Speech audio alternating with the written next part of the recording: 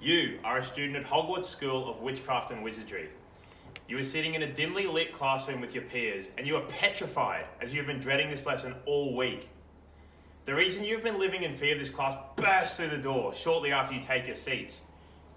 A stunned silence ushers over any muttering that was taking place in the class, and all attention turns to your teacher, Severus Snape. He makes his way to the front of the classroom amongst his potion-making apparatus with haste, slamming all open windows with his wand and drawing down the projector screen. "Turn to page 394, he exclaims menacingly, as if threatening the class. This is certainly not the safe space a teacher should be creating for their classroom. Throughout the Harry Potter series, good teachers are vital to the success of Harry, Ron, and Hermione in their endeavours. This is no different in Harry Potter and the Prisoner of Azkaban. To begin this book, Harry discovers there is a killer at large named Sirius Black who has escaped Azkaban. During the school year, reported sightings of Sirius grow in number, and he is even reported to be seen in the Hogwarts castle. This leads to the implementation of the Guards of Azkaban, Dementors, to roam the school looking for Black. Contrary to Professor Snape's brutal and unforgiving style of educating, there are teachers in Hogwarts that considerably guide and assist Harry and his friends. One of the teachers that greatly aids the trio in their journey is Professor McGonagall, who allows Hermione's intelligence in the classroom to blossom. She provides Hermione with a time-travelling device which allows her to attend more than one class at the same time, enhancing her understanding of school subjects, and later in the book, saving 2 innocent lives. Harry, Ron and Hermione save the lives of Buckbeak from execution and discover that Sirius is in fact innocent, and it is Ron's rat, Peter Pettigrew, that is the murderer. Whenever Snape is taking a class, it is clear he displays favouritism, bias and neglect to certain students.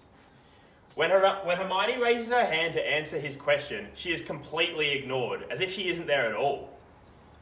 After correctly answering the question, instead of encouraging or praising Hermione in any way, Snape responds, "That is the second time you've spoken out of turn, Miss Granger. Are you incapable of restraining yourself, or do you take pride in being an insufferable know-it-all?" In terms of the Australian professional standards for teachers, Snape is very guilty of his lack of Standard 4, create and maintain supportive learning environments, in particular Standard 4.1, support student participation. In terms of the Code of Ethics for teachers, Snape is in direct breach of not treating students with dignity by not valuing diversity, effort, potential and uniqueness of each student, and treating students equitably with care and compassion. His favouritism is clear to all those in Slytherin, as he allows them to speak out of turn and not know answers to his questions, whereas if students in other houses did this, they would be deducted points. This is certainly not establishing and implementing inclusive and positive student interactions, which connect and encourage students to, in Hermione's case, flourish and excel in classroom activities. Implementing this in my own classroom, I would ensure all students are treated equally, with those who need extra assistance receiving it, and those who are ahead in their studies receiving the opportunity to advance.